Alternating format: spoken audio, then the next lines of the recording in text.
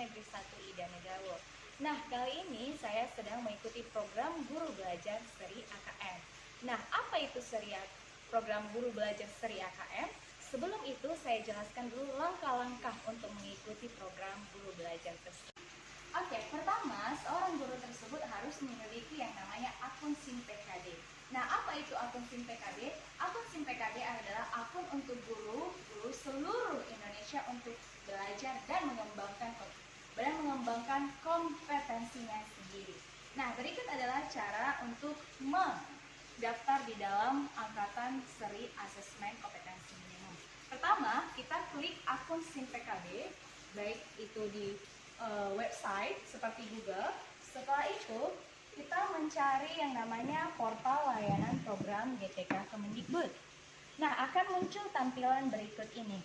Nah, setelah itu kita pilihlah program Guru Belajar. Oke. Akan muncullah tampilan beberapa program yang bisa diikuti oleh guru tersebut. Salah satunya yaitu asesmen kompetensi minimum. Dan setelah itu mari kita klik. Oke, pada asesmen kompetensi minimum itu sendiri dimulai dengan adanya BIMTEK. Nah, karena BIMTEK ini sudah selesai, maka ada yang namanya pengimbasan. Nah, pengimbasan tersebut itu sendiri seperti yang sedang kita lakukan sekarang. Oke, baik. Setelah saya menjelaskan tentang langkah-langkah bagaimana mendaftar di dalam akun SIM PKB dalam seri Guru Belajar yaitu Asesmen Kompetensi Minimum, nah saya akan menjelaskan tentang apa itu AKM. Oke, nah sekarang saya sedang bersama dengan teman sejawat saya di SMP Negeri 1 Ida Negawo. Oke, mari kita tanyakan. Hai Miss. Hello Miss. Good morning. Good morning too. Oke, Miss, apakah sudah tahu Miss bahwasannya ujian nasional itu diganti dengan yang namanya asesmen nasional?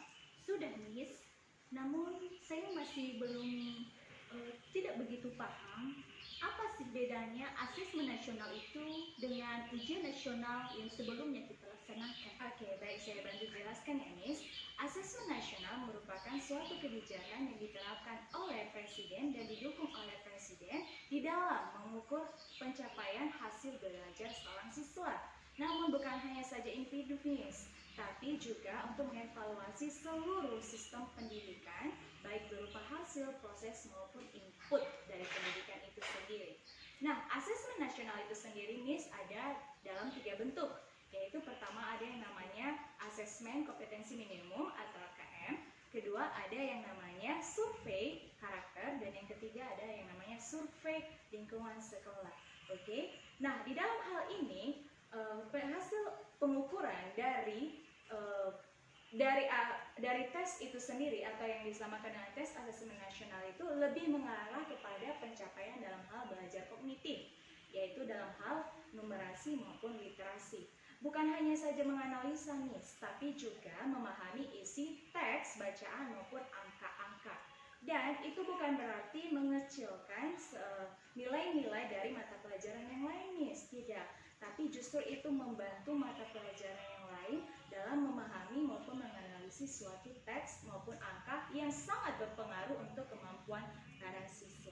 Tadi iya, begitu ya Miss.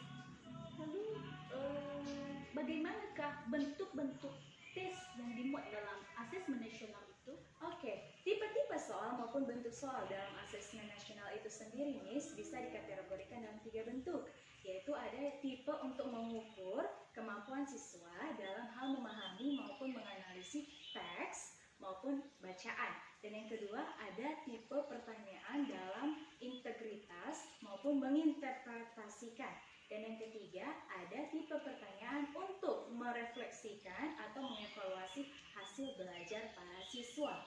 Nah, Miss, di dalam hal ini juga bentuk tes dari asesmen nasional itu sendiri bisa berupa esai terbuka, esai tertutup, jawaban singkat, maupun pilihan ganda, Miss. Lalu apa sih yang dimaksud dengan survei karakter dan survei lingkungan? Oke, nah survei karakter itu sendiri adalah suatu kebijakan yang diterapkan oleh pemerintah maupun presiden di dalam mengukur pencapaian hasil siswa dalam hal sosial dan emosional yang berprinsip atau berpedoman pada 6 indikator Miss. Satu yaitu berakhlak dan beriman kepada Tuhan Yang Maha Esa. Kedua yaitu gotong royong. Ketiga yaitu kebinekaan global. Keempat yaitu kreativitas. Kelima yaitu bernalar kritis.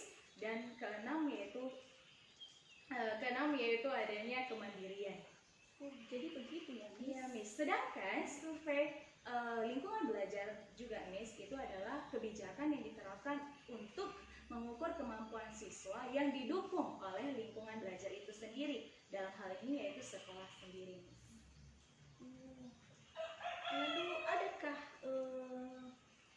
upaya-upaya ataupun apa saja persiapan-persiapan yang perlu kita lakukan untuk memenuhi asesmen itu sendiri?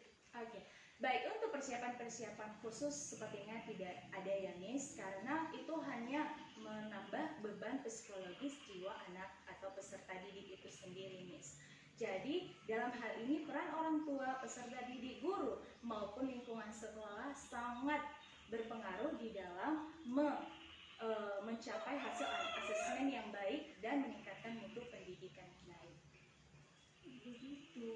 Wah, jadi saya beruntunglah mendapatkan informasi seperti ini. Saya semakin termotivasi untuk lebih meningkatkan mutu pendidikan, lebih-lebih dalam meningkatkan program guru belajar ini, seri asesmen kompetensi minimum. Jadi begitulah, Miss. Maukah Miss membantu saya bagaimana cara mendaftar dan mengikuti bimbel pada program belajar asesmen ini? Oke. Tentu saja, Miss, saya akan sangat senang untuk membantu Miss di dalam mendaftar maupun mengetahui apa itu AKM. Dan mari kita bersama-sama membangun mutu pendidikan yang baik ke depan. Pasti, Miss. Oke. Terima kasih. Oke, terima kasih, Miss. Baik, demikian saja percakapan saya kepada teman sejawat saya, Ibu Cecilia, tentang apa itu AKM dan bagaimana cara menjalankan AKM itu sendiri. Apa yang harus kita persiapkan, apakah ada perlakuan khusus? Nah, demikian juga di dalam percakapan itu kita diajarkan bagaimana cara mendaftar seperti video saya sebelumnya. Oke, terima kasih untuk perhatiannya dan saya berharap semua teman-teman bisa mengikuti seri AKM di angkatan berikutnya. Oke, selamat pagi. Bye.